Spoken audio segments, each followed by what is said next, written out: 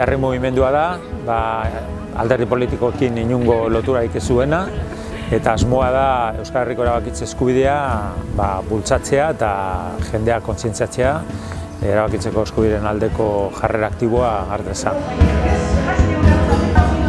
Urola Kosta mailan orokorrean oso ondo gabiltza, atxikimenduaren aldetik, baino beste herri batzutan justu samar dabiltza.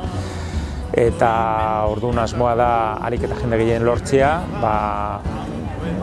hainbat tokitan jendea faltatzen baldin bada, exzedente hori toki horretara bideratzeko. Zumarra aldean ibiliko gara, 4 kilometro hartu ditugu, deskargatik, Zumarrako sarreatik, Ezkio itsasoko bideraino. Islatu nahi dugu jendearen indarra, justu asmoa da 50.000 eta 100.000 lagunen arteko jende kopurua lortzea, eta gu baikorra gara, uste dugu 1.000ko kopuru hori gaindituko dugula.